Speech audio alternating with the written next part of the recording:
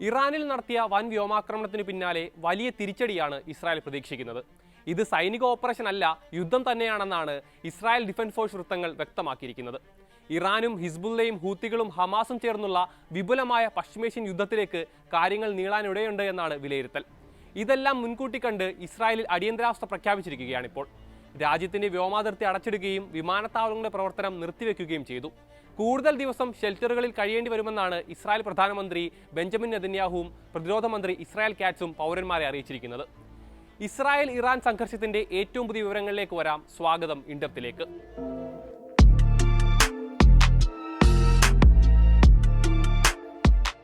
ഇറാന്റെ പ്രത്യാക്രമണം മുൻകൂട്ടി കണ്ട് പ്രതിരോധ മന്ത്രിയാണ് രാജ്യത്തുടനീളം പ്രത്യേക അടിയന്തരാവസ്ഥ പ്രഖ്യാപിച്ചിരിക്കുന്നത്.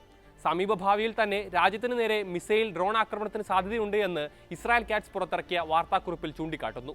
ഇതിന്റെ അടിസ്ഥാനത്തിൽ സിവിൽ ഡിഫൻസ് ഫോഴ്സ് ലോ അധികാരം ഉപയോഗിച്ചാണ് രാജ്യത്തൊന്നാകെ പ്രത്യേക അടിയന്തരാവസ്ഥ പ്രഖ്യാപിച്ചിരിക്കുന്നത്. ഈ സമയത്ത് പൗരന്മാർ സൈന്യത്തിന്റെയും അധികൃതരുടെയും നിർദ്ദേശങ്ങൾ അനുസരിക്കണം. എല്ലാവരും സംരക്ഷിത കേന്ദ്രങ്ങളിൽ കഴിയണമെന്നും കാറ്റ്സ് വാർത്താക്കുറിപ്പിലൂടെ അറിയിക്കുന്നു. കൂടുതൽ കാലം ബങ്കറുകളിലും ബോംബ് ഷെൽട്ടറുകളിലും കഴിയേണ്ടി വരുമെന്നാണ് നെതന്യാഹുവും ഇസ്രായേൽ പൗരന്മാരോട് നിർദ്ദേശിച്ചിരിക്കുന്നത്.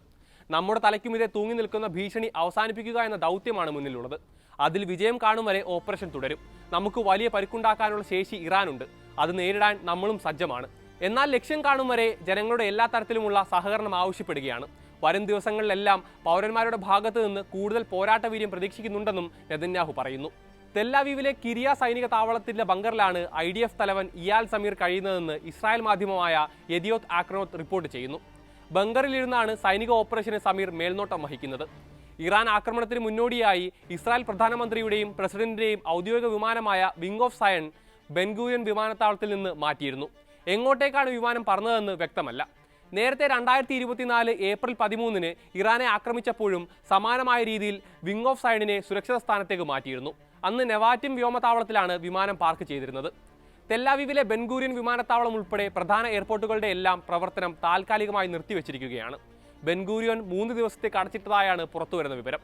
തെല്ലവീവിലേക്കുള്ള വിമാനങ്ങളെല്ലാം മറ്റിടങ്ങളിലേക്ക് തിരിച്ചുവിട്ടിട്ടുണ്ട്. ഇവിടെ കുടുങ്ങിയ യാത്രക്കാർക്കായി പ്രത്യേക ട്രെയിൻ സർവീസും നടത്തുന്നു. ഇസ്രായേൽ വ്യോമാതിർത്തി പൂർണ്ണമായി അടച്ചിടുകയും ചെയ്തിട്ടുണ്ട്. ട്രെയിൻ ഗതാഗതവും നിയന്ത്രിച്ചിരിക്കുകയാണ്. പ്രധാന പാതകളിൽ മാത്രമാണിപ്പോൾ ട്രെയിൻ സർവീസ് നടക്കുന്നത്. അതും പരിമിതമായ സർവീസുകൾ മാത്രം. ഇസ്രായേലിലെ മുഴുവൻ സ്കൂളുകൾക്കും വിദ്യാഭ്യാസ സ്ഥാപനങ്ങൾക്കും അവധി നൽകിയിട്ടുണ്ട്. ആളുകൾ കൂട്ടം കൂടുന്നത് നിരോധിച്ചു. സുപ്രധാന വ്യവസായ മേഖലകൾ ഒഴിച്ചുള്ള ബിസിനസ് സ്ഥാപനങ്ങളിലെല്ലാം ജീവനക്കാർ ഓഫീസിലെത്തുന്നത് നിയന്ത്രിച്ചിട്ടുണ്ട്. അതിനിടെ ആയിരക്കണക്കിന് റിസർവ് സൈനികരെ IDF അടിയന്തരമായി വിളിപ്പിച്ചിട്ടുണ്ട്. നിർബന്ധിത സൈനിക സേവനമുള്ള പൗരന്മാരോടാണ് എത്രയും പെട്ടെന്ന് സൈന്യത്തോടൊപ്പം ചേരാൻ അടിയന്തര ഉത്തരവിലൂടെ നിർദ്ദേശിച്ചിരിക്കുന്നത്. Air force, home front command, northern command, central command, military intelligence വിഭാഗങ്ങളിലാകും ഇവരെ വിന്യസിക്കുക. ഇറാന് പുറമെ യമനിൽ നിന്നും ലെബനനിൽ നിന്നും അടുത്ത മണിക്കൂറുകളിൽ വലിയ വ്യോമാക്രമണം പ്രതീക്ഷിക്കുന്നുണ്ട് ഇസ്രായേൽ. ഇത് മുൻകൂട്ടി കണ്ടുള്ള കരുതൽ നടപടികൾ സ്വീകരിച്ചതായാണ് IDF അറിയിക്കുന്നത്. വ്യോമസേനയ്ക്ക് പുറമെ കരസേനകളും അതീവ ജാഗ്രതയിലാണ്. ഇറാനും ഹിസ്ബുള്ളയും ഹൂത്തികളും അടക്കമുള്ള കക്ഷികളോട് കൂടുതൽ രൂക്ഷമായ ആക്രമണം പ്രതീക്ഷിക്കുന്നുണ്ട് ഇവർ. ഇതെല്ലാം മുന്നിൽ കണ്ടുള്ള സൈനിക സന്നാഹങ്ങളാണ് ഒരുക്കിയിരിക്കുന്നതെന്ന് IDF വൃത്തങ്ങളെ ഉദ്ധരിച്ച് ഇസ്രായേൽ മാധ്യമങ്ങൾ റിപ്പോർട്ട് ചെയ്യുന്നു. ഇസ്രായേൽ രാഷ്ട്രത്തിന്റെയും ജൂത ജനതയുടെയും ചരിത്രത്തിലെ നിർണായക മുഹൂർത്തമാണിതെന്നാണ് ആക്രമണത്തിന് പിന്നാലെ പ്രതിരോധ മന്ത്രി ഇസ്രായേൽ കാറ്റ്സ് പ്രതികരിച്ചത്. ഇറാന്റെ ആണവ പദ്ധതികൾ തകർക്കുന്നതിനാണ് മുൻഗണന നൽകുന്നതെന്ന് അധികാരമേറ്റപ്പോൾ തന്നെ ഞാൻ വ്യക്തമാക്കിയതാണ്. ഇസ്രായേലിനെ തകർക്കാനായി ദൃഢനിശ്ചയം ചെയ്തിരിക്കുകയാണ് അവർ. നിർണായകമായൊരു സന്ധിയിലാണ് നാം എത്തി നിൽക്കുന്നത്. ഇപ്പോൾ ഒന്നും ചെയ്യാനായില്ലെങ്കിൽ നമ്മുടെ നിലനിൽപ്പ് തന്നെ ഭീഷണിയിലാകുന്ന ആണവായുധങ്ങൾ ഇറാൻ സംഭരിക്കും. കഴിഞ്ഞ 1.5 വർഷമായി ഇറാന്റെ നിഴൽ സൈന്യങ്ങളോടാണ് നമ്മൾ പോരാടിയത്. ഇപ്പോൾ യഥാർത്ഥ പാമ്പിന്റെ തലയെ തന്നെ നേരിടുകയാണെന്നും കാറ്റ്സ് പറയുന്നു. അതേസമയം ആക്രമണത്തിൽ തങ്ങൾ പങ്കാളിയായിട്ടില്ല എന്നാണ് US വിദേശകാര്യ സെക്രട്ടറി മാർക്കോ റൂബിയോ പ്രതികരിച്ചത്. ഇറാനെതിരെ ഇസ്രായേൽ നടത്തിയ ഏകപക്ഷീയമായ നടപടിയാണിത്. മേഖലയിലെ അമേരിക്കൻ സൈനികരെ സംരക്ഷിക്കുന്നതിനാണ് ഞങ്ങൾ പ്രാമുഖ്യം നൽകുന്നത്. അല്ലാതെ ആക്രമണത്തിൽ ഞങ്ങൾ പങ്കാളിയായിട്ടില്ല. ഞങ്ങളുടെ സൈന്യത്തെ സംരക്ഷിക്കാൻ വേണ്ട എല്ലാ നടപടികളും പ്രസിഡന്റ് ട്രംപും ഭരണകൂടവും സ്വീകരിച്ചിട്ടുണ്ട്. മേഖലയിലെ സഖ്യകക്ഷികളുമായി നിരന്തരം ബന്ധപ്പെട്ടിരിക്കുന്നുമുണ്ട്.